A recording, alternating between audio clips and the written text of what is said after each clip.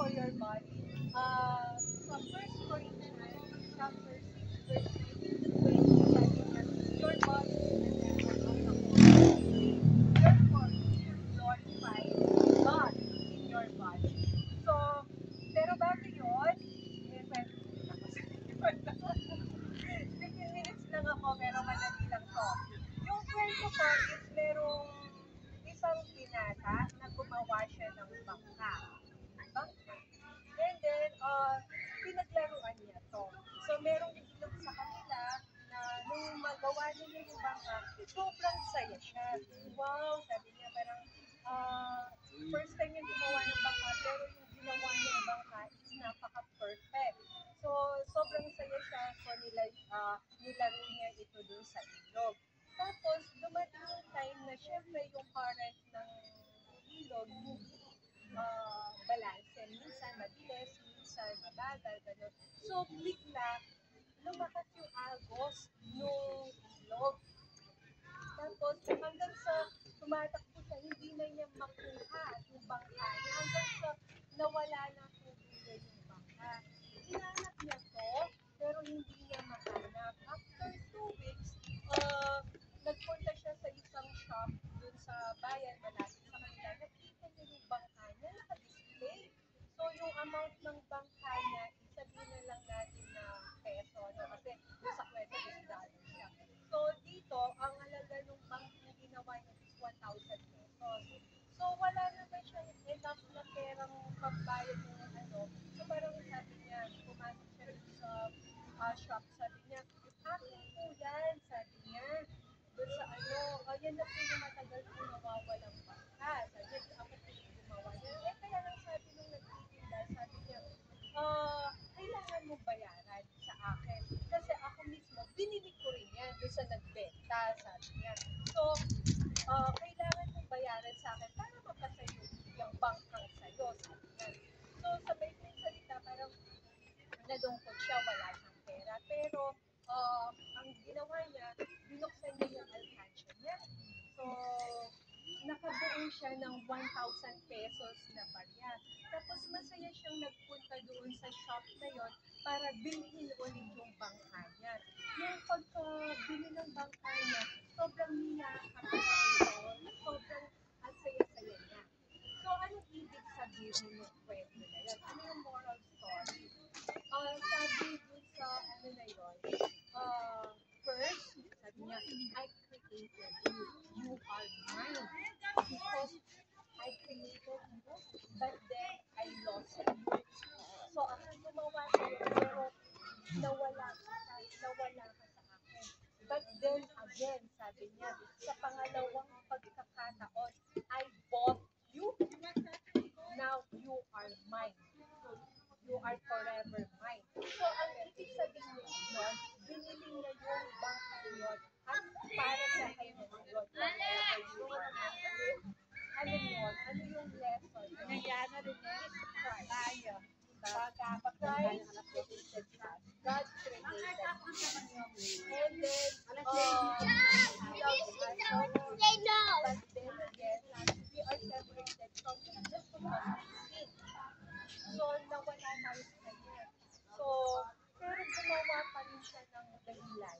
Gumawa pa rin siya ng paraan para magbalik na tayo.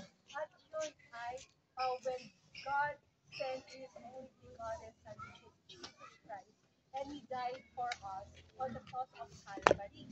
And then, dun sa, by means of His blood that shed on the cross, nawin niya ulit tayo. So, He bought us with His precious blood.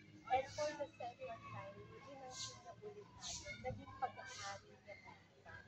So, dalawa lang yung ginawa ko doon. You are not on your own. Yung, when God bought you again, it only means to say that you are not on your own na. So, binili ka na ni God. So, ibig sabihin, bakit ginagawa mo ngayon, kailangan is nakadepende lang yun kay God. Pero tayo, ang tigas ng ulo natin, parang feeling natin is kaya lagi natin na tumayo sa sariling paa natin. bawat diskarte natin is nakadepende lagi sa atin. At hindi natin alam na minsan is napapahamak na pala tayo. Kasi ang sinusunod natin, yung sarili natin na isipan. Minsan nakakagawa tayo ng mga bagay-bagay na ayaw naman natin gawin. Minsan is, um, kahit na ayaw natin, pero kapag dumating yung oras ng kagipitan, nakakagawa tayo ng bagay-bagay na ayaw natin. Sometimes, nakakapangutang tayo. Sometimes, we do the worst thing. Minsan, um, nangungupit ka pa. Diba? Parang, ang hirap nun, ay nasabihin mo, Kristiyano tayo. Pero, nandoon yung sarili natin, yung old self natin, na nagagawa mo pa rin yan. Are you really in Christ? Or are you really on your own? Diba? So, may mga bagay na ayaw natin gawin, pero nagagawa pa rin natin. So, pangalawa, you are bought at a price. Highly priced, highly cost. And yung cost na yon, yun yung dugo ni Christ. No? So, nung binili tayo ni Christ, talagang nag-shed talaga siya ng buong buhay niya na yung pagiging Diyos niya, yung pagiging deity niya, yung pagiging divine niya, iniwan niya pa sa talaga. Pero hindi nangangahulugan na hindi na siya Diyos. Nagkatawang tao siya in a form, no? So, parang tayo mismo, yung nararamdaman natin, is maramdaman niya mismo. So, ibig sabihin, yun, yung mga nararanasan nyo ngayon, iba-iba yung sitwasyon natin na nararanasan natin. Pero si Christ, naiintindihan niya. Kaya niyang lumugar doon sa lugar mo.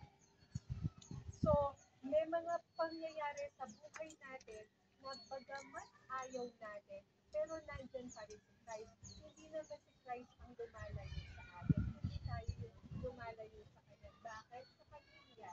Minsan hindi natin matake yung guilty conscience within us na parang kapag meron tayong ginawa, parang, oh, katapusan na lang ang lahat. Parang wala kang lakas na loob na lumapit ka ulit doon sa Panginoon. So, ang nangyayari sa atin, hindi na lumapit tayo and ask the Lord for forgiveness.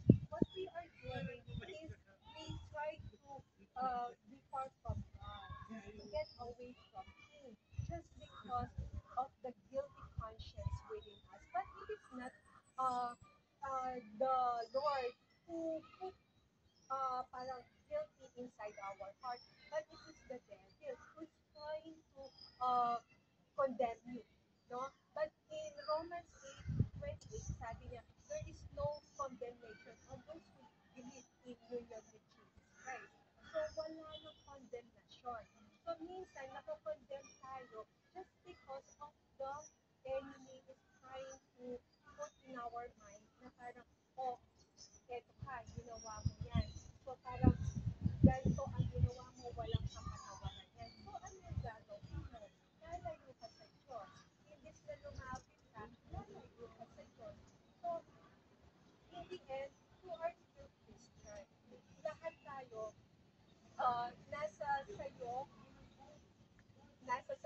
nasa sayo, kung lalayo ka ba kay Christ or kung lalapit ka, kung i-deny mo ba yung kasalanan na ginawa mo, or um, mag-a-ask ka ng forgiveness kay God. God is a loving God. No?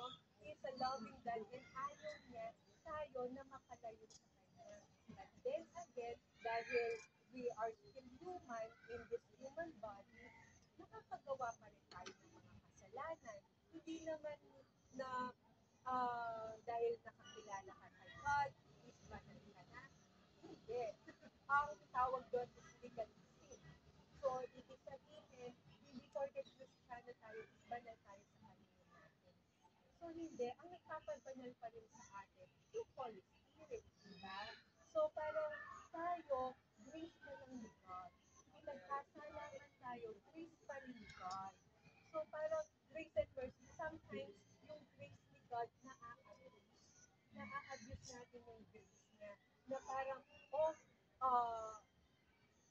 nagkasala ako, hingi lang ako ng forgiveness. Okay, nakakalimutan na ni God yun. Pero, yung repentance ka is different from forgiveness. When you ask sorry kay God, iba yung when you ask forgiveness, iba yung repentance. Forgiveness, you only say sorry. But then yung repentance is totally 180 degrees. Hindi ko sasabihin 360 kasi babalik pa ulit sa dati. Kundi 180 degrees is tatalikuran mo yung kasalanan. So, ibig sabihin nun, so, kailangan uh, when you are in Christ, when you are united in Christ, kailangan mag-isa na kayo. You are united already. Because God bought you with a precious price. So, costly. Yung inilaan pa niya yung buhay niya, di ba? So, kung makikita niyo yung mga koronang tinik na bumakon talaga dito, nung tinatong siya, sycamore, yung tinik ng sycamore, yun eh, na ginawa, tapos yun yung inusok dito, bumabaon sa utak niya. So, tapos yung mga hampas, as in talaga mga blade yun eh, na matatalas, yun yung umahagipit doon sa katawan niya. So, malaki yung ginawa na sakripisyo para sa atin. Kahit tinalikuran niya, sino ba naman, kunwari mayaman ka, tatalikuran mo ang mayaman mo. Nagmamayari kayo ng malaking corporation, but then again, tatalikuran mo yung corporation para mamuhay ka lang kasama ng mahihirap. Sino gumawa? Sino ang gumawa na kaibigan mo na kaya niyang magpakamatay just for you? Diba? Wala naman. But because He's a loving God, He's a loving friend, ang ginawa ni God is pinatunayan lang niya na mahal ko talaga tayo. It's easy. No? It's easy to say na parang, okay, I am a Christian, hindi na ako magkakasala.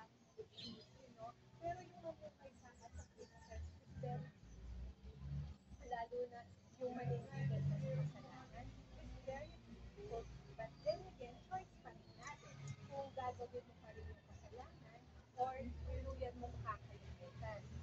Lagi mo tandaan, yung katawan ninyo is gamitin nyo for greater glory, for serving the Lord.